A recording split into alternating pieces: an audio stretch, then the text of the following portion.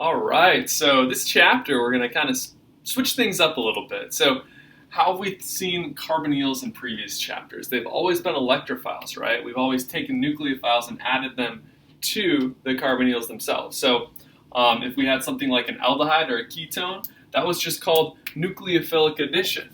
Nucleophilic addition, because we had a nucleophile and it added to that carbonyl to make a new bond between the carbonyl carbon and our nucleophile. So that was nucleophilic addition. That was really pretty much all of chapter 20. We saw a little bit of it in chapter 21 as well. We also have carbonyls that are carboxylic acid derivatives, so they have something else in this X position. And that kind of took different, it depended on the type of nucleophile, right? A really strong nucleophile like a Grignard or an organolithiate, that would add to the carboxylic acid derivative and then add again. So we'd have to have an excess of that nucleophile, and we would get two of them added in there, and then we would quench with our acid or our water, and that would be providing us two of those new things added there. So one of them replaced the X group, so that the first addition was nucleophilic acyl substitution, and then the second addition, the second nucleophile adding, would be nucleophilic addition, like we had up here. So that was an option if we had a really strong nucleophile and a carboxylic acid derivative.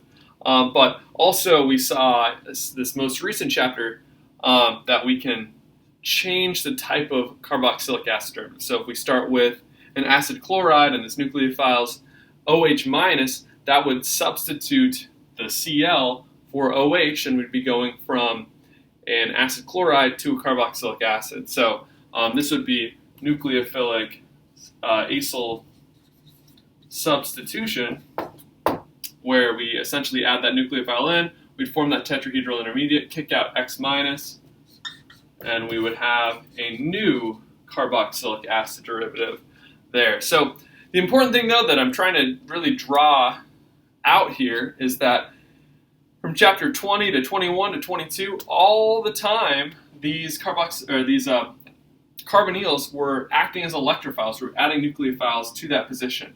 And in this chapter, we are changing things up. This chapter, the carbonyls are going to be the nucleophiles. The carbonyls are as nucleophiles. It's going to be pretty different than what we've seen in the past. In the past, we've just seen nucleophiles being added there. So how might carbonyl derivatives act as nucleophiles? I'm going to talk about that in just a minute. So how are these carbonyls going to be nucleophiles? And really the understanding of how these are going to act as nucleophiles really begins with the idea of something we've talked about before, the keto-enol tautomerization. So the keto-enol tautomerization. So that's something we saw all the way back in chapter 11. This is the keto version. This is the enol version. And what we saw way back then was that this equilibrium can either be catalyzed by acid or base.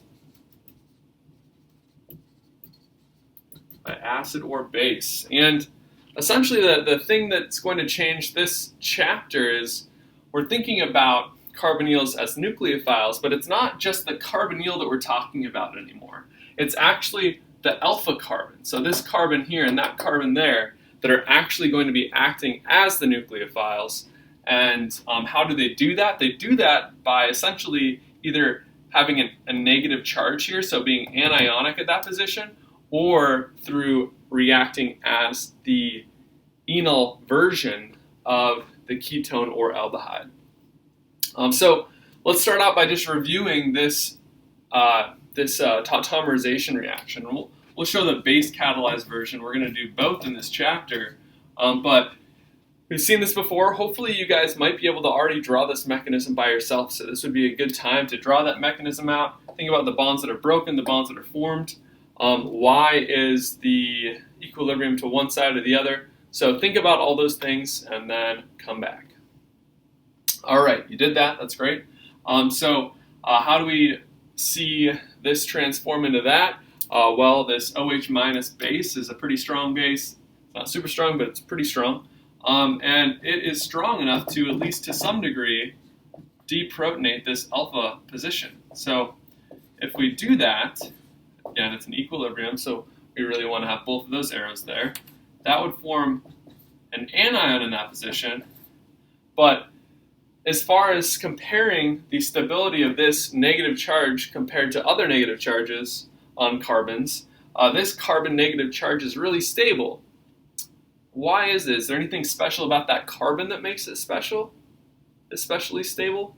No, right? It's that it's delocalized onto the carbonyl carbon as well.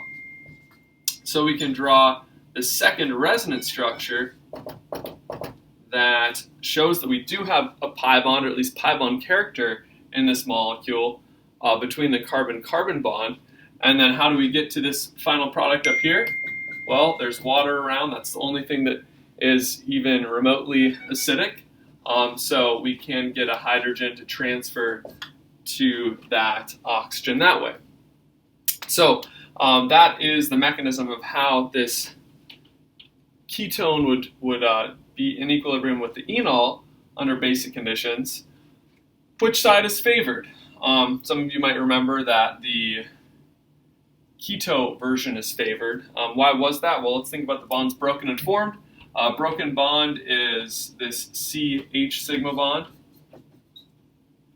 We also broke this CO pi bond, right? There's a CO pi bond here, no CO pi bond there. So CH sigma, CO pi. What bonds are formed? We have a new CC pi bond there. And we also formed an OH sigma bond. So why is the keto version the favored side of this equilibrium? And we do have that bottom arrow larger there. It's because CO pi bonds were stronger than CC pi bonds. Remember, they are some of the strongest pi bonds around.